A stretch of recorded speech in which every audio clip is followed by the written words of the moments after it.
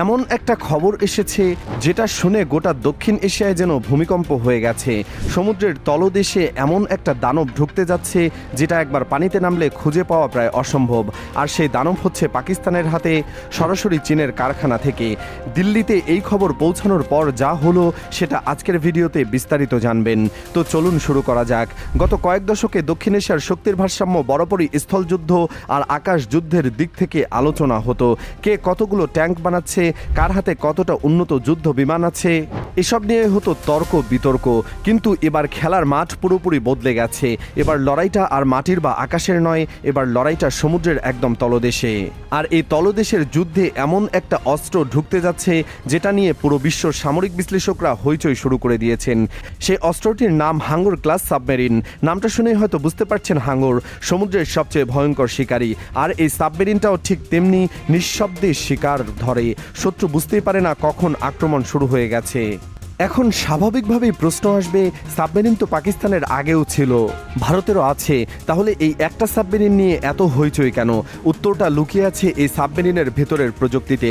প্রথম কথা হলো, এই সাবমেরিনটা চীনের নিজস্ব ইউয়ান ক্লাস ডিজাইনের ওপর ভিত্তি করে তৈরি হয়েছে। ইউয়ান ক্লাস সাবমেরিন চীনা নৌবাহিনীর মেরুদণ্ড হিসেবে কাজ করে। সেই একই ডিজাইনকে আরও উন্নত করে পাকিস্তানের জন্য তৈরি করা হয়েছে হাঙ্গর ক্লাস। কিন্তু আসল চমকটা অন্য জায়গায়। এই সাবমেরিনে ব্যবহার করা হয়েছে এয়ার ইন্ডিপেন্ডেন্ট প্রপালশন, সংক্ষেপে এআইপি। এটা কি জিনিস চলুন সহজ ভাষায় বুঝিয়ে বলি। সাধারণ একটা ডিজেল ইলেকট্রনিক সাবমেরিন কিছু সময় পরপর সমুদ্রের উপরিভাগে উঠতে হয়। কেন? কারণ তার ব্যাটারি চার্জ করার জন্য ডিজেল ইঞ্জিন চালাতে হয়, আর সেই ইঞ্জিনের জন্য দরকার বাতাস। এখন যখন একটা সাবমেরিন পানির উপরে ওঠে তখন সেটার সবচেয়ে দুর্বল মুহূর্ত, কারণ ঠিক তখনই শত্রুপক্ষের রাডার, স্যাটেলাইট বা টহল বিমান তাকে শনাক্ত করে ফেলতে পারে। কিন্তু এআইপি প্রযুক্তি পুরো চিত্রটাই উল্টে দিয়েছে। এই প্রযুক্তির কারণে সাবমেরিনটা বাইরের বাতাসের উপর নির্ভরশীল নয়, সে পানির তলায় থেকে নিজের শক্তি উৎপাদন করতে পারে। ফলে সপ্তাহের পর সপ্তাহ, এমনকি একটানা কয়েক সপ্তাহ পর্যন্ত সে পানির নিচে ডুবে থাকতে পারে। কোনো শব্দ নেই, কোনো চিহ্ন নেই, কোনো হদিস নেই। কল্পনা করুন, ভারত মহাসাগরের কোথাও একটা সাবমেরিন ঘুরে বেড়াচ্ছে, কিন্তু কেউ জানে না ঠিক সেটা কোথায়, কি করছে, কোন দিকে যাচ্ছে। এটাই হলো এআইপি সাবমেরিনের আসল ভয়ঙ্কর সক্ষমতা। শুধু লুকিয়ে থাকাই নয়, এই সাবমেরিনের আক্রমণ ক্ষমতাও রীতিমতো ভয় ধরানোর মতো।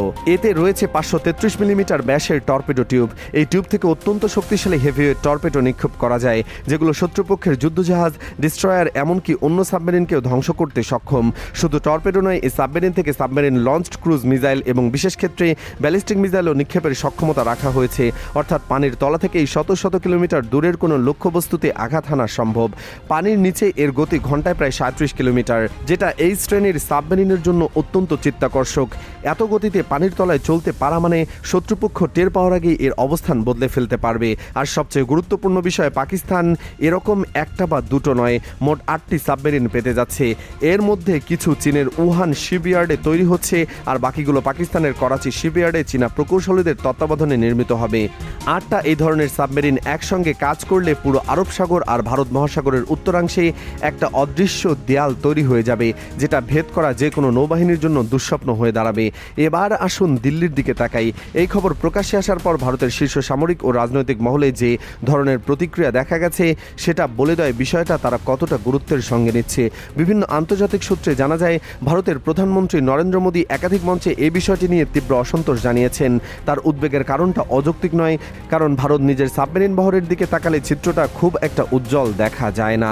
ভারতের কাছে এই মুহূর্তে যে সাবমেরিনগুলো আছে তার মধ্যে কালভারি ক্লাস তুলনামূলক আধুনিক। ফ্রান্সের সহায়তায় তৈরি এই সাবমেরিনগুলো মন্দ নয়, কিন্তু সংখ্যায় কম। এছাড়া কিলো ক্লাস সাবমেরিন আছে, যেগুলো রাশিয়া থেকে পাওয়া, কিন্তু এগুলো বেশ পুরনো প্রজন্মের। এগুলো অনেকগুলোই দীর্ঘদিন সার্ভিসে থাকায় তাদের কার্যকারিতা নিয়ে প্রশ্ন উঠেছে। আর ঠিক এই সময় পাকিস্তানের হাতে 8টা একদম নতুন প্রজন্মের এআইপি সাবমেরিন চলে যাচ্ছে। এটা ভারতের জন্য স্পষ্টতই একটা বিশাল কৌশলগত ধাক্কা। সবচেয়ে মজার, কিংবা বলা উচিত সবচেয়ে তিক্ত ব্যাপার হলো, ভারত কিন্তু নিজের এই ধরনের উন্নত সাবমেরিন পাওয়ার চেষ্টা করে আসছিল, আর সেই চেষ্টার গল্পটা বেশ দীর্ঘ। কিছু মাস আগে মোদী নিজের চীন সফরে গিয়েছিলেন। সেখানে শি জিনপিং এবং ভ্লাদিমির পুতিনের চীনের সঙ্গে বেশ আন্তরিক সময় কাটিয়েছেন বলে আন্তর্জাতিক মিডিয়ায় দেখা গেছে। বিভিন্ন সূত্রে জানা যায় সেই সফরে ভারত চীনের কাছ থেকে একই ধরনের সাবমেরিন প্রযুক্তি পাওয়ার ব্যাপারে আগ্রহ প্রকাশ করেছিল, কিন্তু সেই আলোচনা শেষ পর্যন্ত ফলপ্রসূ হয়নি। অন্যদিকে আমেরিকার সঙ্গেও ভারত দীর্ঘদিন ধরে অত্যাধুনিক সাবমেরিন এবং আন্ডার ওয়াটার টেকনোলজি নিয়ে কথা বলে আসছে, কিন্তু আমেরিকা তার সবচেয়ে সেন্সিটিভ সামরিক প্রযুক্তি, বিশেষ করে নিউক্লিয়ার প্রোপালশন সিস্টেমের জন্য দেশের হাতে তুলে দিতে এখনও রাজি হয়নি। AUKUS চুক্তির আওতায় অস্ট্রেলিয়াকে নিউক্লিয়ার সাবমেরিন দেওয়ার সিদ্ধান্ত নেওয়া হলেও ভারতকে একই সুবিধা দেওয়ার কোনো পরিকল্পনা এখনও আসেনি। রাশিয়ার কথা বলতে গেলে মস্কো এবং দিল্লির সম্পর্ক দশকের পর দশক ধরে গভীর। রাশিয়া থেকে ভারতে আগেও সাবমেরিন নিয়েছে, কিন্তু রাশিয়ার সবচেয়ে আধুনিক সাবমেরিন প্রযুক্তি যেমন লাডা ক্লাস বা ইয়াসেন ক্লাসের মতো প্ল্যাটফর্ম, সেগুলো রাশিয়া নিজের জন্য রেখে দিয়েছে। ভারতকে দেওয়ার ব্যাপারে মস্কো খুব একটা উৎসাহ দেখায়নি। ফলে ভারত এখন একটা অস্বস্তিকর অবস্থায় পড়েছে, যেখানে তার প্রতিদ্বন্দ্বী দেশ নতুন প্রজন্মের প্রযুক্তি পেয়ে যাচ্ছে, অথচ সে নিজে পুরনো অস্ত্রে আটকে গেছে। এখন বড় প্রশ্ন, এই 8টা সাবমেরিন পাকিস্তানের হাতে গেলে ভারত মহাসাগরে কি পরিবর্তন আসবে? উত্তরটা সরল ভাষায় বলি। এতদিন ভারত মহাসাগর ছিল মূলত ভারতের বাড়ির উঠান। ভারতীয় নৌবাহিনী এই অঞ্চলে এক ধরনের আধিপত্য ধরে রেখেছিল। ভারতের বিমানবাহী রণতরী, ডিস্ট্রয়ার ফ্লিট এবং সাবমেরিন বহর মিলিয়ে তারা এই অঞ্চলে একটা শক্তিশালী অবস্থান বজায় রেখেছিল। কিন্তু পাকিস্তান যদি 8টা হাঙ্গর ক্লাস সাবমেরিন পায়, তাহলে আরব সাগর থেকে শুরু করে ভারত মহাসাগরের উত্তর অংশে এমন একটা অদৃশ্য হুমকি তৈরি হবে, যেটা ভারতীয় সেনাবাহিনীর সমস্ত হিসাব নিকাশ ওলট পালট করে দিতে পারে। একটা AIP সাবমেরিন যখন পানির নিচে থাকে, তখন তাকে খুঁজে বের করা পৃথিবীর সবচেয়ে কঠিন কাজগুলোর একটি হয়ে দাঁড়ায়। এর জন্য দরকার অত্যন্ত উন্নত অ্যান্টি সাবমেরিন ওয়ারফেয়ার সক্ষমতা, বিশেষ করে সোনার system, submarine hanger aircraft, under water drone, যেগুলো তৈরি করতে বিলিয়ন বিলিয়ন ডলার খরচ হয়। আর 8টা সাবমেরিন যদি ভিন্ন ভিন্ন দিকে ছড়িয়ে পড়ে, তাহলে ভারতকে একসঙ্গে 8টা ভূতকে ধাওয়া করতে হবে।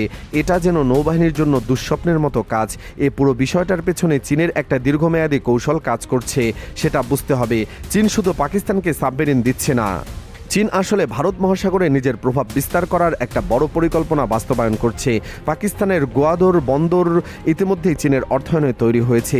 জিবুতিতে চীনের সামরিক ঘাঁটি আছে, শ্রীলঙ্কার হাম্বানটোটা বন্দর চীনা কোম্পানির লিজে চলছে। এর সব কিছু মিলিয়ে যে ছবিটা দাঁড়ায়, সেটাকে বিশ্লেষকরা বলছেন স্ট্রিং অফ পালস বা মুক্তারমালা কৌশল। ভারতকে চারদিক থেকে ঘিরে ধরার একটা নীরব পরিকল্পনা।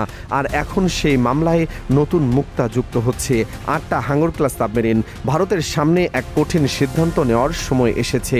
হয় তাদের নিজস্ব AIP সাবমেরিন প্রকল্পে গতি আনতে হবে, যেটা বছরের পর বছর ধরে ধীর গতিতে এগিয়েছে, অথবা বাইরের কোনো দেশ থেকে দ্রুত অত্যাধুনিক সাবমেরিন সংগ্রহ করতে হবে। তৃতীয় বিকল্প হলো অ্যান্টি সাবমেরিন ওয়ারফেয়ার সক্ষমতা ব্যাপকভাবে বাড়ানো, যাতে পাকিস্তানের সাবমেরিন শনাক্ত করা সহজ হয়। কিন্তু এর কোনোটাই রাতারাতি সম্ভব নয়, সময় লাগবে। আর ঠিক এই সময়ের ফাঁকটাই পাকিস্তান ও চীনের জন্য সবচেয়ে বড় সুবিধা। দক্ষিণ এশিয়ার সমুদ্র তলায় একটা নতুন অধ্যায় শুরু হতে যাচ্ছে। চীনের হাঙ্গর ক্লাস সাবমেরিন পাকিস্তানের হাতে যাওয়া মানে পুরো ভারত মহাসাগরের শক্তির সমীকরণ নতুন করে লেখা হবে। ভারত এই চ্যালেঞ্জ কিভাবে মোকাবেলা করবে?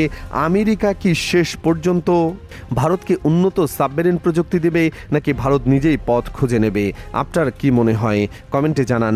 ভিডিওটি ভালো লাগলে লাইক দিন, শেয়ার করুন। আর এই ধরনের গুরুত্বপূর্ণ খবর সবার আগে পেতেই চ্যানেলটি সাবস্ক্রাইব করে পাশেই থাকুন। ধন্যবাদ।